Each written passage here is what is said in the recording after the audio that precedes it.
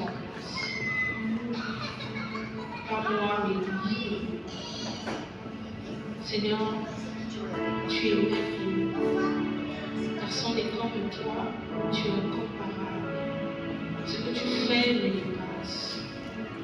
Et Seigneur, j'aimerais te laisser encore toute la place.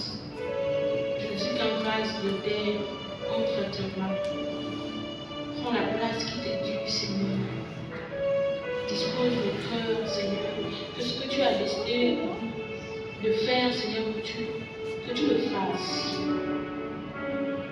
Merci d'être l'alpha et l'oméga de ce culte.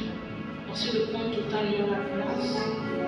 Que toute la gloire te revienne au nom de Jésus. Amen. Amen. Amen. Est-ce que tu peux prendre place dans la présence du Seigneur?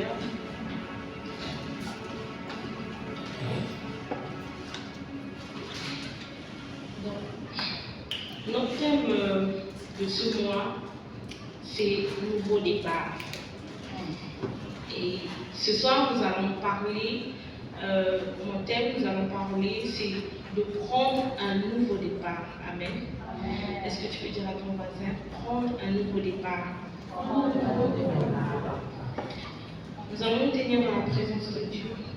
Nous allons lire dans Ésaïe 43, verset 18. Ésaïe 43, verset 18. Lisons la parole dans le nom du Seigneur. Ne pensez plus aux événements passés et ne considérez plus ce qui est ancien. Amen. Je répète, ne pensez plus aux événements passés et ne considérez plus ce qui est ancien. Et on peut prendre place. On a l'habitude d'écouter nouveau départ, d'entendre nouveau départ, on écoute tout le temps. Que ce soit en route, que ce soit dans les entreprises, que ce soit même dans ta vie, on a l'habitude de dire je veux prendre un nouveau départ. Mais c'est quoi un nouveau départ? Qu'est-ce que signifie vraiment un nouveau départ? Et lorsque j'étais en train de faire les recherches et que j'étais en train de prier le Seigneur pour me faire comprendre qu'un nouveau départ, c'est lorsque on s'autorise à accepter les changements qui pourraient nous apporter des bonnes choses.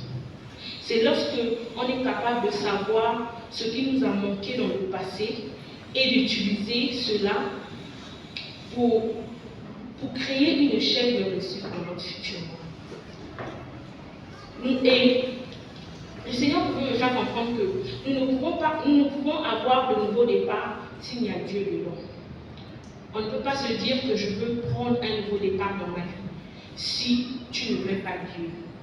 Tu ne veux pas dire que je veux prendre un nouveau départ dans ma vie, je veux prendre un nouveau départ dans mes études, je veux prendre un nouveau départ dans ma relation avec le Seigneur si tu ne mets pas Dieu devant.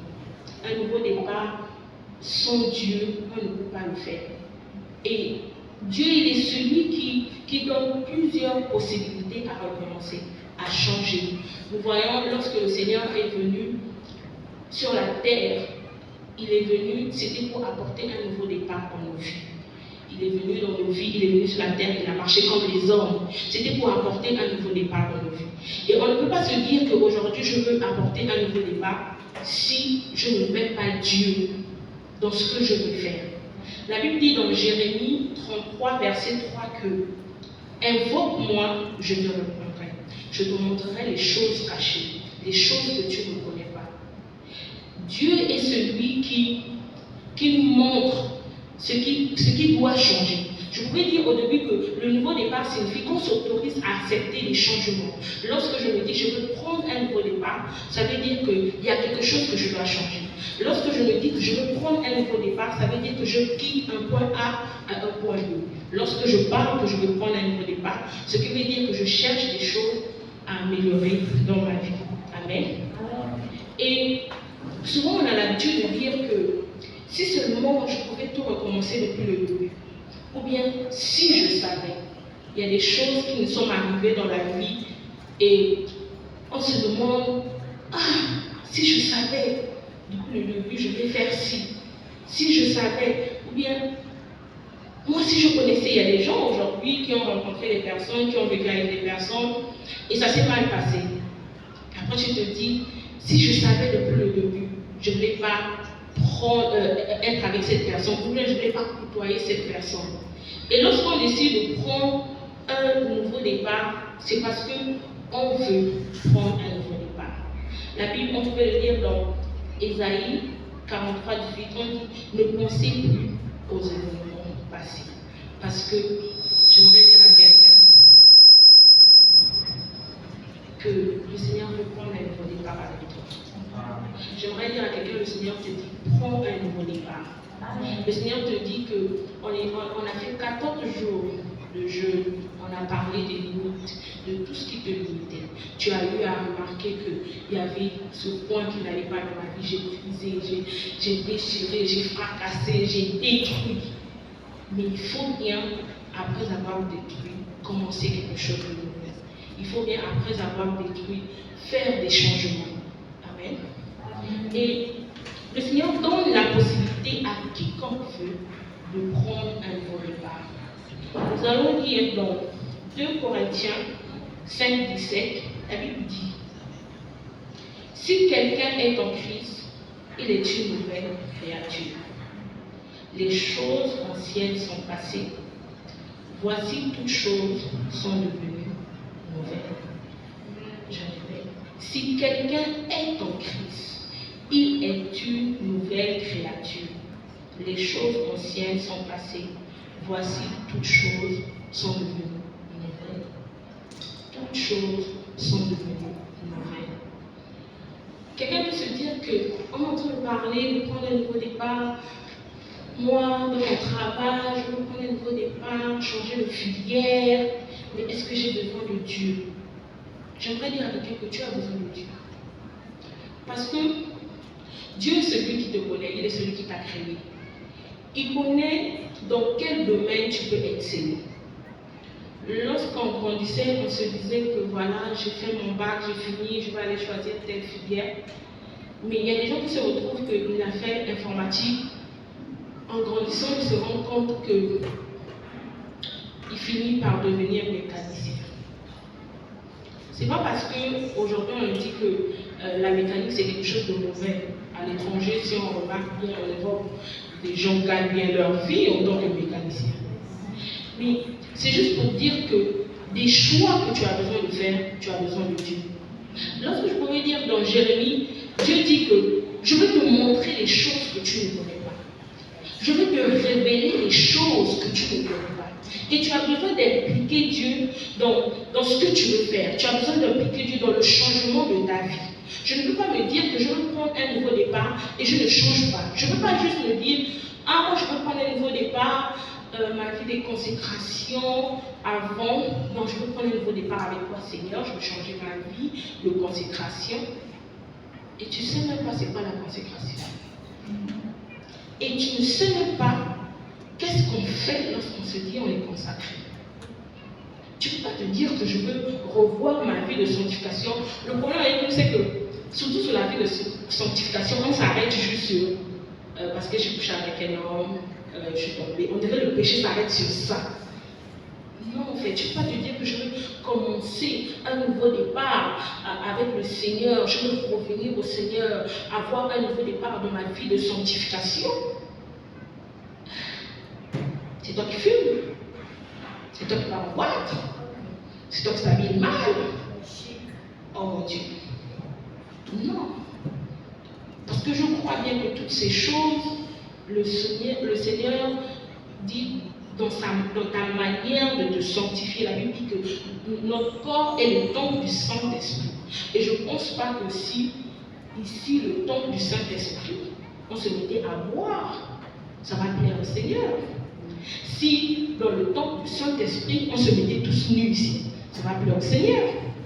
Si dans le temple du Saint-Esprit, on prenait les gens pour venir fumer ça, c'est la même chose. Ton corps est le temple du Saint-Esprit. Donc lorsqu'on se dit je veux prendre un nouveau départ, on prend la peine de mettre Dieu. Et aussi, la Bible le dit dans 2 Corinthiens 5, 17 que les choses anciennes sont passées.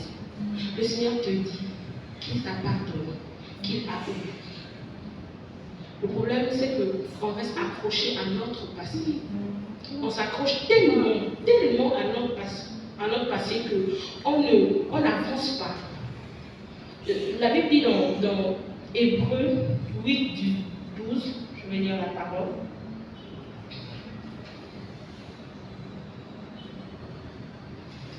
Dans Hébreux 8 du 12, la Bible dit: parce que je pardonnerai leur iniquité et que je ne me souviendrai plus de leur péché. La Bible dit: je pardonnerai leur iniquité et je ne me souviendrai plus de leur péché. Le Seigneur te fait comprendre que ton passé est ton passé. Ton passé ne définit pas ton lendemain. Le Seigneur ne te voit pas comme les autres te voient. Le Seigneur ne s'accroche pas à ton passé comme les autres se sont accrochés. Il y a des gens aujourd'hui qui nous ont connus avant, dans notre passé. Et ces personnes aujourd'hui pensent que nous sommes toujours les mêmes personnes. Et on doit comprendre une chose, c'est que quelqu'un ne définit pas ce que tu es. C'est Dieu qui définit ce que tu es.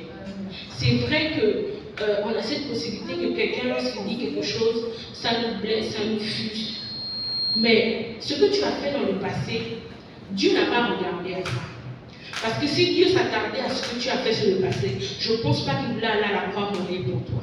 Dieu est parti à la croix, il est mort pour les violeurs, pour les bandits, pour les francs-maçons. Il est mort pour tout être humain. Et il n'a pas regardé à ton passé. Et le Seigneur veut te faire comprendre qu'il t'a pardonné. Avance. Prends ce nouveau départ avec le Seigneur. Pourquoi restes-tu figé sur ce point-là? Pourquoi restes-tu figé sur toi en se disant: moi, mon passé, moi, ceci, moi, on m'a fait ceci, moi, ceci, moi. Pourquoi restes-tu sur ça? Notre vie est comme une voiture. Bien qu'il y ait le rétroviseur, mais le chauffeur ne reste pas fixé sur le rétroviseur du derrière. Il reste fixé sur l'objectif qui est devant. C'est vrai qu'il peut regarder de temps en temps derrière. Quand il regarde, ce n'est pas pour voir le chemin. Il regarde pour voir la personne qui vient derrière, si la personne ne vient pas du côté. Ne laisse pas ton passé te rattraper. Ne laisse pas ton passé, te bloquer à ce que tu dois prendre. Le Seigneur te dit: prends un nouveau départ ce matin. Prends un nouveau départ avec le Seigneur. Dans tes études, essaie de faire le point dans ta vie. Regarde un peu ta vie. Fais un peu le point sur ta vie. Le problème, c'est que nous les chrétiens, souvent, on a du mal à faire du point sur nos vies. On est tellement actifs sur les activités qu'on s'oublie. Mais on oublie une chose, c'est que c'est notre âme qui va à au ciel. Si tu ne t'occupes pas de toi, tu iras au demain. Je veux prendre un nouveau départ, c'est ma vie. Je ne veux pas juste m'activer pour dire: tous les jours tu te réveilles, tu te laves, tu vas à l'école, tu finis l'école, tu manges, tu rentres, tu te laves, tu dors. Demain tu te lèves, tu fais la même chose. À quel moment tu t'arrêtes sur ta vie pour dire: j'ai recommencé à mentir? À quel moment tu t'arrêtes sur ta vie pour dire: je dois faire une formation? À quel moment tu t'arrêtes sur ta vie pour dire: je dois changer ma manière de parler? À quel moment tu te plains juste qu'on me fait tel reproche? Moi, on me dit toujours ça. C'est toujours moi. Moi, on m'accuse toujours. C'est toujours moi qu'on pointe du doigt. Moi, je suis comme ça, il faut m'accepter comme ça, il faut me prendre comme ça. Ah, mais non. Non. Si on nous prenait tous comme ça, mais il y aura la guerre. Il y aura la guerre. Il y a des moments où il faut se taire. Prendre un nouveau départ dans ta vie. Un changement personnel. Lorsque tu dis: je veux prendre un nouveau, ça concerne ta vie, pas la vie de quelqu'un d'autre, pas la vie de ton voisin, ta vie. Même si c'était ton fils, ça ne concerne pas la vie de ton, ça concerne ta vie. Pas la vie de quelqu'un. Et tu ne peux pas te dire que je veux prendre un nouveau départ, tu restes figé. C'est ce qui se passe. Et tu ne prends même pas conscience de ça. Réfléchis un peu sur ta vie. Contrôle un peu. Pourquoi tu t'attends que quelqu'un puisse te dire que tu es impoli? Tout le coup tu parles, tu ne te rends pas compte que tu es impoli. Quand tu t'assois et que tu réfléchis sur la parole que tu as dit, toi-même tu ne te rends pas compte que tu es impoli. Si notre conscience nous parle, la conscience nous dit bien que ce que tu as dit, ce n'était pas bien. Mais on ne change pas. Ce qu'on ne se rend pas compte que lorsqu'on prend un nouveau départ, ça apporte un nouveau souffle de vie. Lorsqu'il y a du changement, lorsque Dieu opère le changement de notre vie, ça apporte un souffle de vie. Il y a un changement dans ta vie. Lorsque je dis, je prends un nouveau départ, aujourd'hui, je fais comptabilité, d'accord. Dans la comptabilité, je veux prendre un nouveau départ pour dire que ma manière dont je fais la comptabilité, je veux changer. Je vais bien maîtriser dans la comptabilité. Je veux bien. Tu vas te former, tu vas te donner de la force, tu vas te donner du temps. Lorsqu'on prend un nouveau départ, ça ne quitte, ce n'est pas des choses de abracadabra. Ça ne quitte pas dans le ciel, ça descend comme ça, tu ne donnes aucun effort. Ce soir, prends un nouveau départ. Essaie de faire le point sur ta vie. Essaie de regarder quelles sont les choses qui doivent changer. Amen. Quelles sont les choses? Je pouvais dire qu'au début, qu'un nouveau départ, c'est lorsque on utilise des exemples d'échecs. On utilise nos exemples d'échecs pour créer quelque chose de bien. Pour avoir une échelle de réussite. Où est-ce que tu as fauté? Où est-ce que tu as manqué? Où est-ce que tu t'es égaré? Les limites dont on a parlé des limites qu'on a brisées. Tu as vu que dans ta famille, vous, le totem de votre famille, vous ne l'avez pas les mêmes. Pourquoi ne vous dites pas là les mêmes? Pourquoi ne vous dites pas? Donc, tu as brisé, tu as cassé les autels, d'accord. Mais c'est vide là. Commence à faire un changement. Le nouveau départ, c'est ça. Je commence à faire un changement. Je m'applique à faire du changement dans ma vie. Ce n'est pas que je le dis, mais je m'applique à faire du changement dans ma vie. Amen. Amen. Et il y a plusieurs nouveaux départs. Il y a plusieurs nouveaux départs. Nous allons parler de deux types de nouveaux départs. Le nouveau départ qui commence par la prise de conscience de son état. La prise de conscience de son état. Nous allons lire dans Luc 15.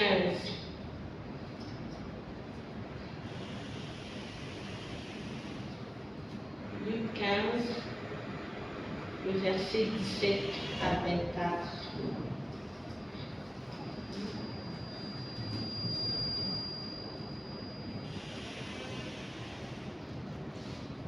La Bible dit, étant entré en lui-même, il se dit, combien de mercenaires chez mon père ont du pain en abondance, et moi ici je meurs de faim. Je me leverai, j'irai vers mon père, et je lui dirai, mon père, j'ai péché contre le ciel et contre toi. Je ne suis plus digne d'être appelé ton fils. Traite-moi comme l'un de tes mercenaires. Et il se leva, et il alla vers son père. Comme il était encore loin, son père le vit et fut ému de compassion. Il courut se jeter à son cou, et il le baisa. Ici on parle de l'enfant prodige. L'enfant prodige, il était dans la maison de son père, il avait tous ses biens, on les traitait bien, il n'avait pas de problème. Un matin, il s'est levé, il s'est dit, je veux ma part d'héritage. Il avait ses droits, c'était son droit, son héritage était pour lui. Il a demandé sa part d'héritage. Et il est parti, il a quitté la maison, il est parti. Et lorsqu'il est parti, il s'est retrouvé avec des mauvaises compagnies. Et ces mauvaises compagnies l'ont corrompu. Et l'enfant prodigue s'est perdu, il est arrivé à un niveau où il mangeait avec des cochons. Quand tu arrives à un niveau où tu manges quelque chose, ça veut dire que tu as de la vie en toi. L'enfant prodige s'est perdu. Et la Bible dit qu'il est entré en lui-même. Pas quelqu'un est venu lui dire. Pas quelqu'un l'a secoué. Pas quelqu'un l'a dit, lève-toi. Fais ceci. Il est entré en lui-même. Lui-même l'a regardé. Il a fait la liste. Il a regardé l'état de sa vie. Il a dit, même les serviteurs dans la maison de mon père mangent mieux que moi. Et l'enfant prodige a fait l'état de sa vie. Il a fait le point de sa situation. Il a identifié quelles étaient les choses qu'il devait changer. Aujourd'hui, on peut être là, mais il y a des personnes qui ont rencontré le Seigneur, qui ont connu le Seigneur, qui ont eu une vie avec le Seigneur, qui se sont convertis avec le Seigneur. Mais dans leur marche, ils se sont perdus. Quand tu regardes ta relation avec le Seigneur, quand tu regardes, quand tu as commencé avec le Seigneur, aujourd'hui tu te dis, je maîtrise, je connais, je maîtrise déjà la parole, je connais déjà, je sais déjà. Même si je fréquente ce genre de personnes, ils ne vont pas m'affecter. Moi, je sais déjà. Mais l'enfant prodige, après, il s'est retrouvé à manger avec des cochons. Et après, qu'est-ce qu'il a fait? Il a fait l'état de sa situation. Tu es peut-être ici, ta vie de prière, ça ne va pas. J'aimerais te dire, fais comme l'enfant prodige. Fais l'état de ta situation.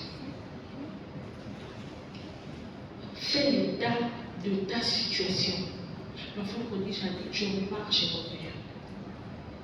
L'enfant prodige ne savait pas que lorsqu'il voulait repartir chez son père voulait l'accueillir des bras ouverts. Le problème, c'est qu'on a honte souvent de revenir. Parce qu'on se dit que, qu'est-ce qu'on va dire? On ne va rien dire. Dieu ne va rien dire.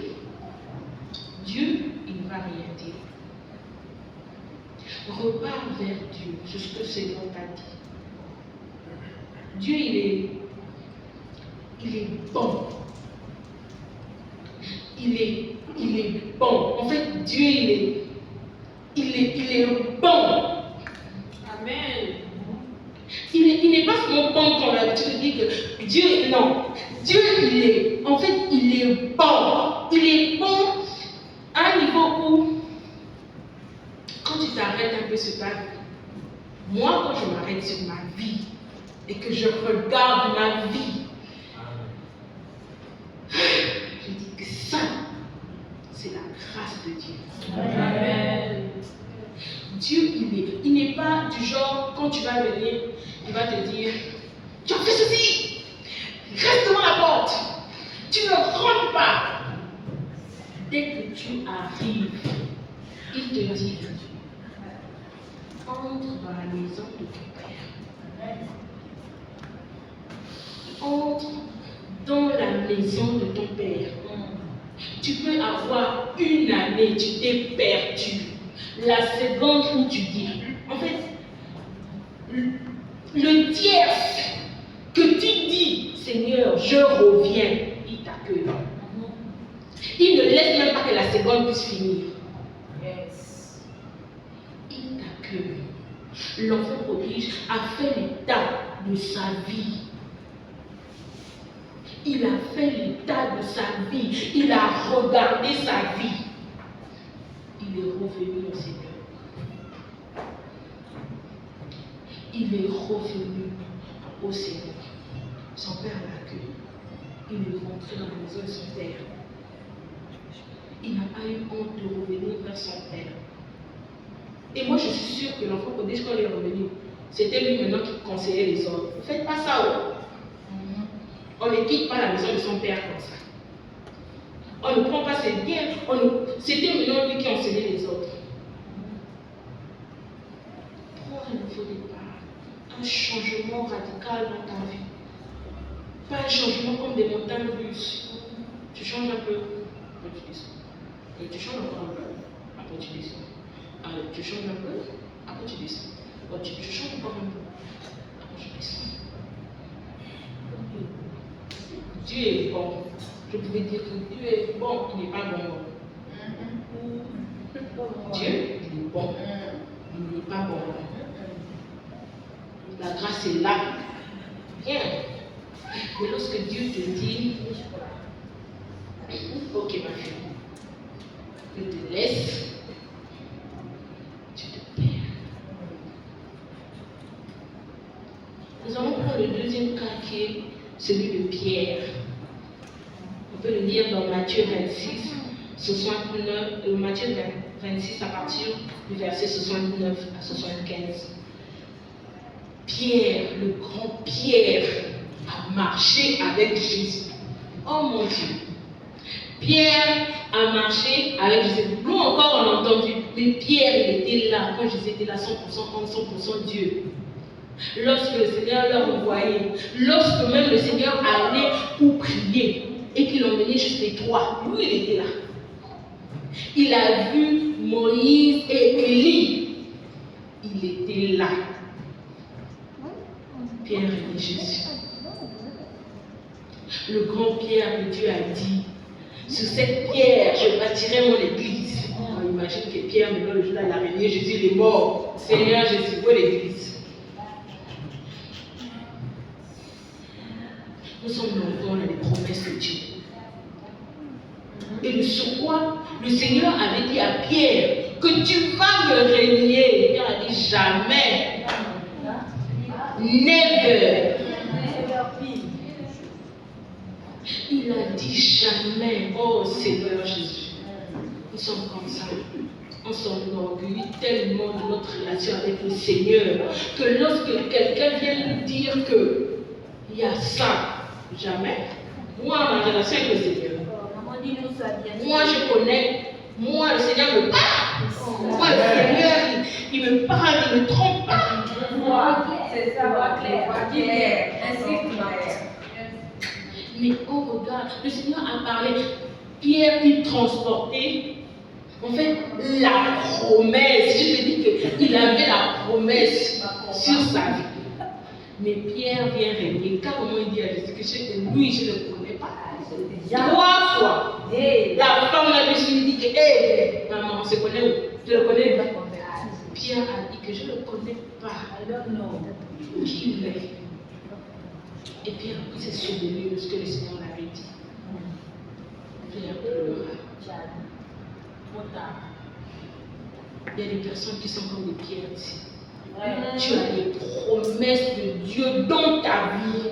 On t'a dit, on a prophétisé. Tu es parti là-bas, on a dit. Tu as vu en vision, tu as vu en songe. Le Seigneur a parlé, on a prié pour toi, on a posé les mains.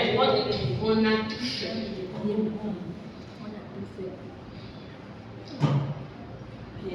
Tout ce que le Seigneur t'a dit, toutes les promesses que tu as posées au coin de la poche de la veste. Tu peux prendre ça après. Voilà toi, tu te perds. Tu te perds. Et ce qui est bien avec Dieu, c'est que malgré que Pierre l'avait régné, malgré que Pierre n'avait pas pris conscience de la parole que Dieu lui-même avait dit au moment où on lui prend puis il avait dit faire comme ça, en face à face. Jésus lui a parlé. Lorsque Pierre est revenu au Seigneur, le Seigneur l'a accueilli. Et la parole que le Seigneur avait dit sur cette pierre, je bâtirai mon église, c'est sur cette pierre-là que le Seigneur a bâti son église. Comment c'est le nouveau départ? Il y a beaucoup de gens qui attendent. Je pense bien que le boiteux qui était au temple attendait Pierre. Dieu attend que tu puisses prendre un nouveau départ. Parce qu'il a disposé des gens spécialement pour toi. Prends un nouveau départ avec Dieu. Ne blague pas avec ta vie. Reviens au Seigneur. Reviens au Seigneur. Je suis sûre que si Pierre s'était arrêté pour dire que je le connais, est-ce que le Seigneur, est-ce qu'on voulait le tuer? C'est Jésus qui devait monter à la croix. Le Seigneur avait dit que c'est lui qui devait être la pierre pour bâtir l'église. La Bible ne dit-elle pas que ce que sa bouche dit, sa main l'accomplit? Est-ce qu'on voulait tuer Pierre? On ne voulait pas le tuer. Il avait tellement peur de la mort qu'il a régné, il a dit, là on a vu Jésus comme ça, lui-même dit le maître. On a attrapé le maître. Jamais. Ici, qui je suis moi? Prenons la peine. En fait, choisis la nouvelle vie. On dit, je crois au nouveau départ, tu ne choisis pas la nouvelle vie. Fais une liste des étapes du changement de ta vie. Arrête-toi un peu sur ta vie, pas sur la vie des autres, pas sur ce qu'on dit de toi, pas sur ce qu'on pense de toi, non, sur ta propre vie. Tu t'arrêtes un peu. Quelles sont les choses prioritaires que je dois changer dans ma vie? Quelles sont les choses que je dois améliorer? Quelles sont les choses que je dois modifier?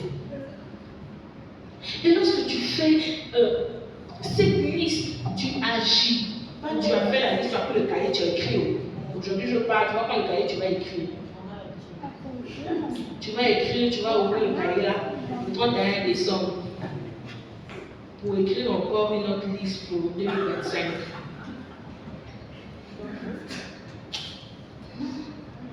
Fais une liste. Quelle est la chose qu'on me dit tout le temps que je dois changer? Un nouveau départ impose un changement. Je crois un nouveau départ. Je donne ma vie au Seigneur. Mais lorsque je donne ma vie au Seigneur, c'est un nouveau départ. Lorsque j'ai donné ma vie au Seigneur, j'ai accepté le Seigneur. J'ai pris un nouveau départ. Mais après que je puisse voir quelle est la chose que je dois commencer à faire maintenant. Quelle est la chose que je dois commencer à changer? Le nouveau départ ne veut pas dire que ce sera facile. Le nouveau départ ne veut pas dire que parce que tu vas le faire avec Dieu, que ça sera facile. Le nouveau départ ne veut pas dire que parce que tu vas faire avec Dieu, que Dieu va tout faire à ta place. Parce que si Dieu faisait tout à notre place, pourquoi il nous a donné une conscience? Si Dieu devait faire tout à notre place, pourquoi le Saint-Esprit est descendu? Si Dieu devait faire tout à notre place, pourquoi il est même lui-même, il a enlevé son vêtement de gloire. Il a revêtu le vêtement de serviteur. Il est descendu sur la terre. Pourquoi? Il pouvait rester dans les cieux. On dit, tac, changement. Tac, changement. Tac, là-bas, changement. Mais il est descendu. Il a montré le chemin. Prends un nouveau départ. Dis à toi-même, je prends un nouveau départ. Je change aujourd'hui. J'agis dès aujourd'hui. À changer ma vie. Le deuxième point qu'on va voir, c'est l'intervention de Dieu. Un nouveau départ qui commence par l'intervention de Dieu. On va voir dans David, dans 2 Samuel plutôt, 2 Samuel, tout le chapitre 11, vous pouvez le lire après, et 2 Samuel 12 à 13. 2 Samuel 11 et 2 Samuel 12 à 13. On parle de David. David dit l'homme selon le cœur de Dieu. Disons, l'homme selon le cœur de Dieu. Nous autres là, à côté. David est arrivé à un niveau. Il tue carrément la femme de son. Il était son serviteur. Il partait au combat, il était au service de David. David a regardé, il était dans se balader, il a regardé.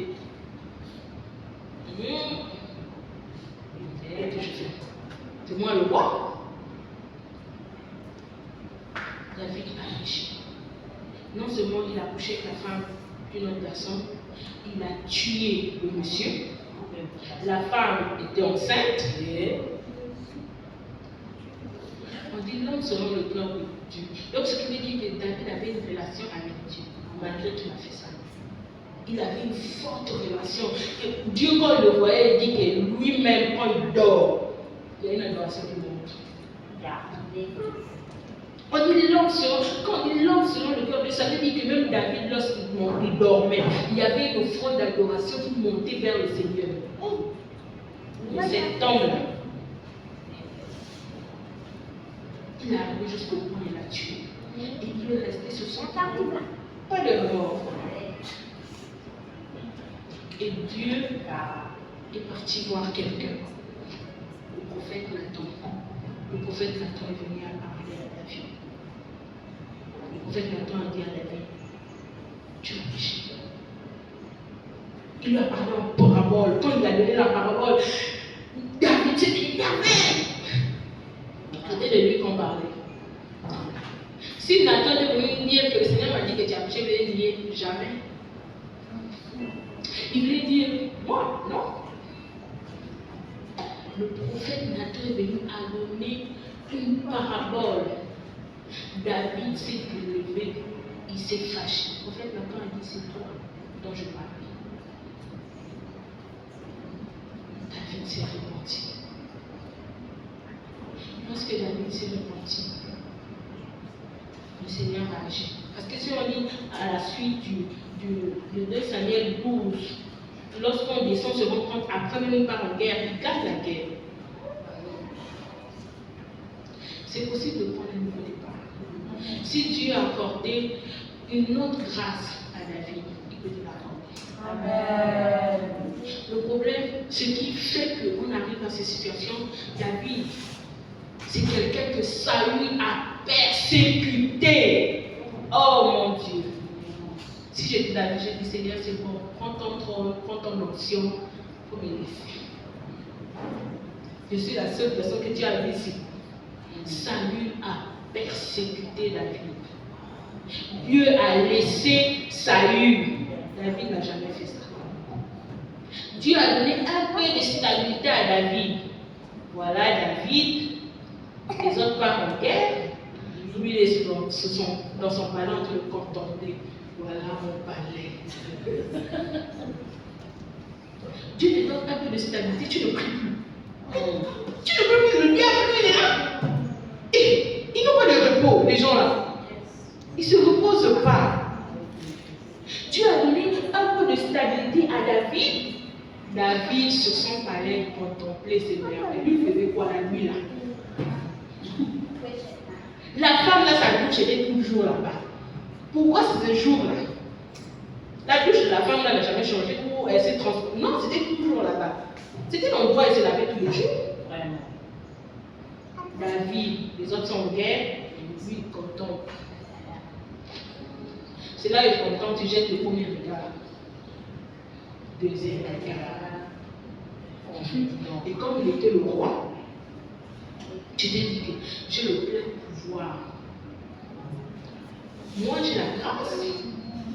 Qu'est-ce qui m'empêche de faire ça? Moi j'ai la grâce.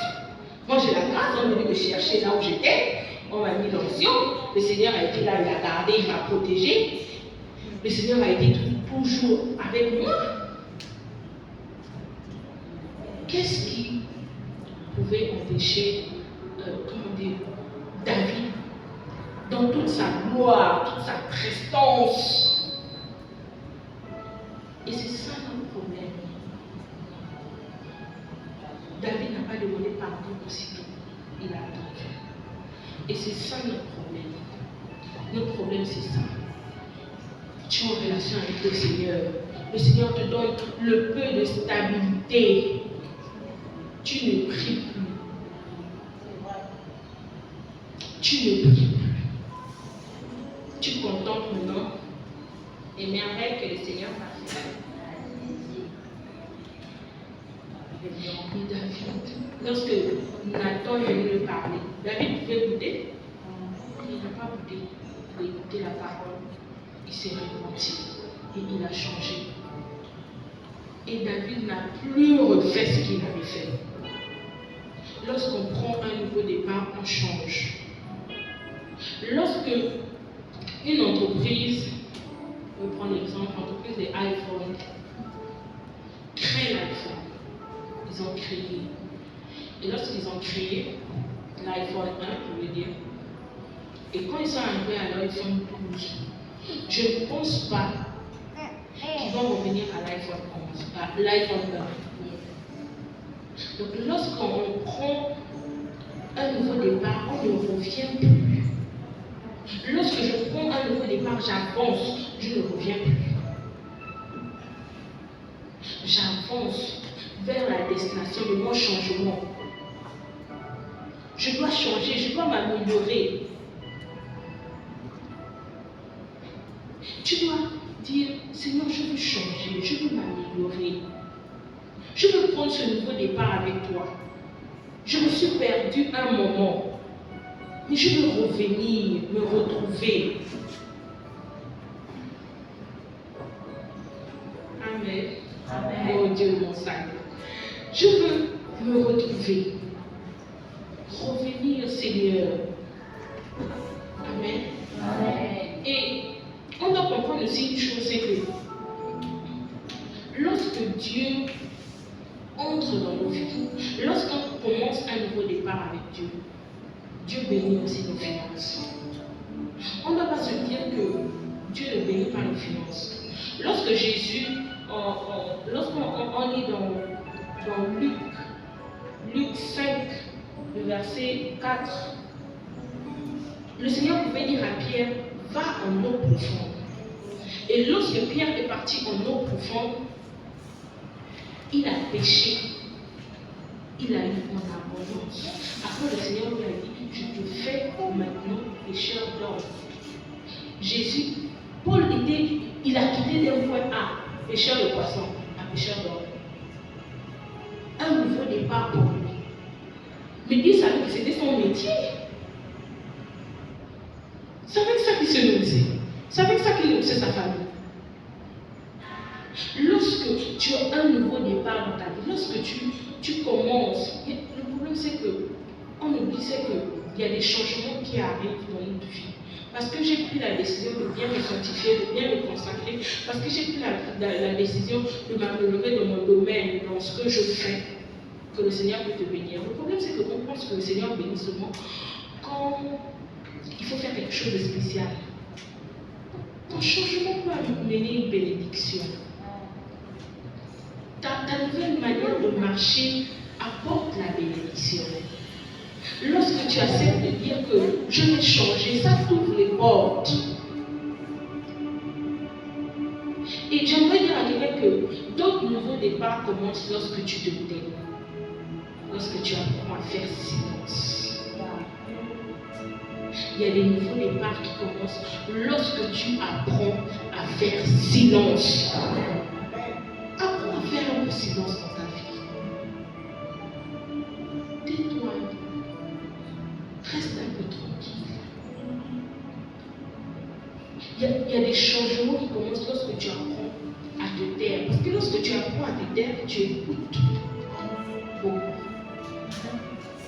Lorsque tu es au milieu des gens et que tu apprends à te taire, tu observes beaucoup. Et il y a des changements qui commencent lorsque tu te tais.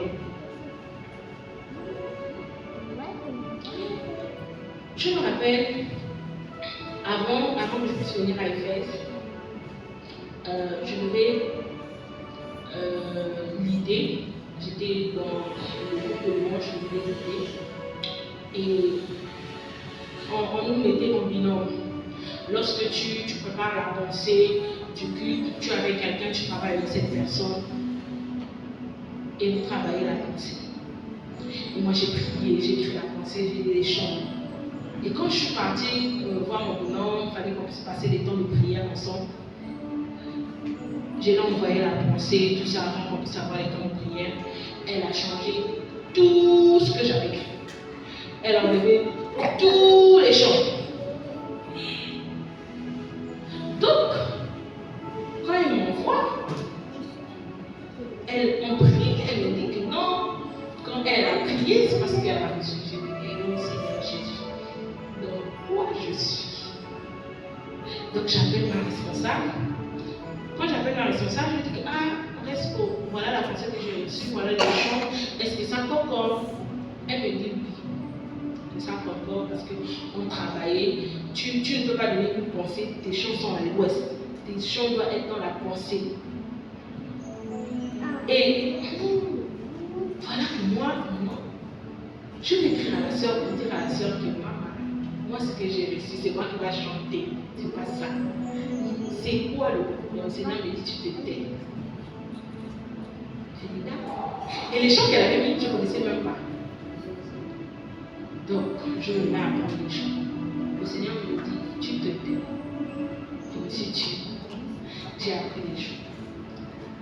Je suis venue le dimanche, j'ai partagé la pensée. J'ai eu du mal à assimiler la pensée. Le problème, c'est que tu sais, quand c'est toi qui as eu la chose, tu te dis, c'est moi, je connais. Quand c'est pour quelqu'un d'aide pour interpréter ça, c'est difficile. Parce que quand tu l'as reçu avec toutes les émotions, tu t'es mis du temps. Mais quand c'est une personne qui a reçu, c'est toi qui dois développer, comprendre, expliquer aux autres, c'est difficile. Ce jour-là, j'ai assimilé la pensée, j'ai expliqué aux autres. Je suis venue, j'ai commencé à aider. En plein service, le Seigneur me dit, je me manifeste parce que tu t'es tué. Pas à cause de la pensée, mais parce que tu t'es tué. Et plus tard, je me suis retrouvée à des endroits où il fallait interpréter le message de l'autre. Parfois, il faut se taire. N'aie pas le monopole de la parole parce que tu te dis que je connais. On a tous le Saint-Esprit. Le Saint-Esprit ne s'est pas seulement arrêté dans ta vie. Le Saint-Esprit ne s'est pas seulement arrêté dans ta vie. Écoute ce que, même s'il te dit que tu as raison, il y a des moments où moi je pouvais me dire que mais comment, d'habitude quand tu me parles c'est ça, mais pourquoi aujourd'hui? Je ne savais pas ce qui m'attendait demain. Prendre un nouveau départ, un changement dans ta vie peut commencer lorsque tu te tais et que tu écoutes. Ne t'agis pas trop en disant, moi je maîtrise, moi je connais, que c'est comme ça que ça se passe, c'est comme ça, j'avais vu ça, on ne fait pas comme ça. On m'excuse. Dis-moi d'abord. Tu ne sais pas là où c'est qu'on va t'emmener. Et avant de prier, j'aimerais juste dire à quelqu'un que parfois le Seigneur permet que des nouveaux départs commencent par une porte qui se ferme. Parfois le Seigneur ferme une porte. Et ne soyons pas ces genres de personnes qui disent pourquoi le Seigneur a fermé cette porte dans ma vie.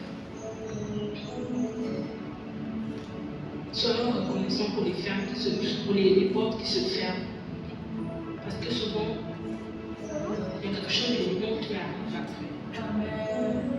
Parfois le Seigneur nous guide vers des bonnes portes.